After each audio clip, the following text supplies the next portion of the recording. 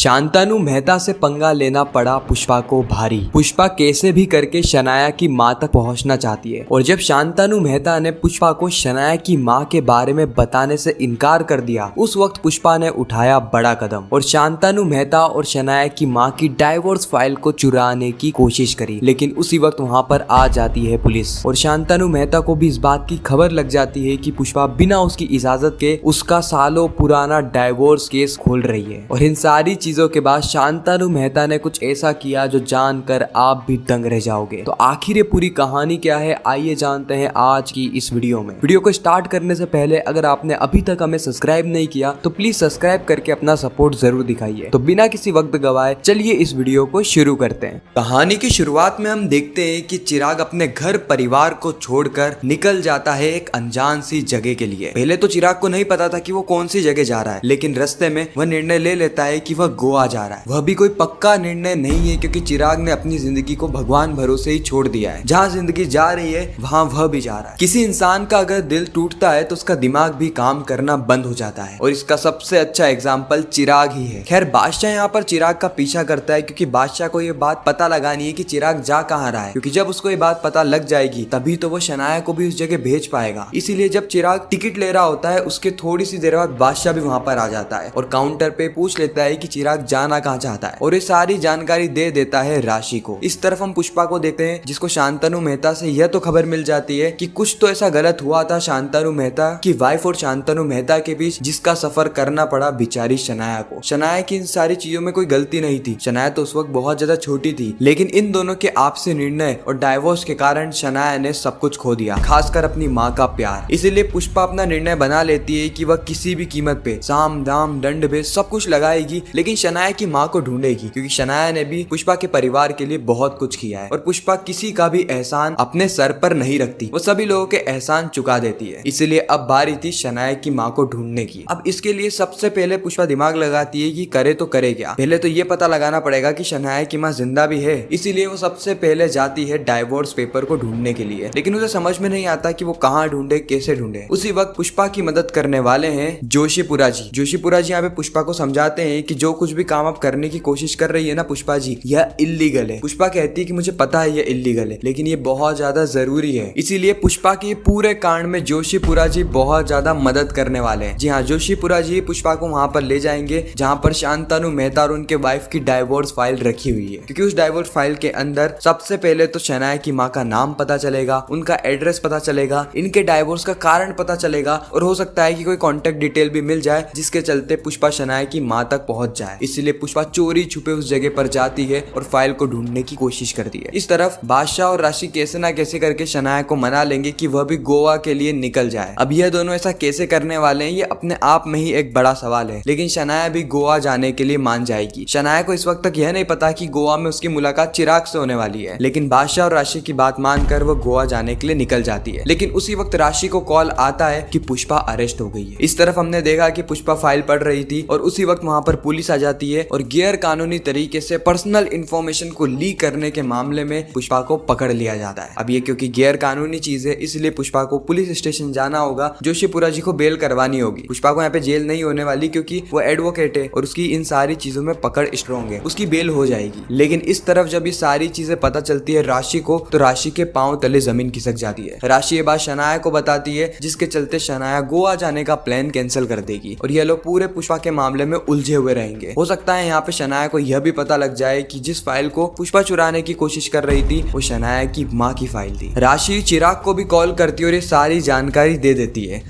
जब चिराग को ये चीजें पता लगती है तो चिराग भी गोवा जाने का प्लान कैंसिल कर देगा, यानी चिराग भी इसी शहर में रहने वाला है शनाया के साथ। तो यही कहानी है जो कि हमें आने वाले एपिसोड में देखने को मिलने वाली है। बहुत ही जल्द हमें राशि और बादशाह के बच्चे के ऊपर भी ये कहानी देखने को मिलेगी। बाकी आपको यह वीडियो कैसी लगी कमेंट सेक्शन में जरूर बताना। ऐसी रेगुलर अपडेट सबसे पहले पाने के लिए हमारे चैनल को सब्सक्राइब जरूर करें। बाकी मैं मिलता हूँ आप सभी से किसी नेक्स्ट इंटरेस्टिंग वीडियो में, जब तक के लिए गुड बाय।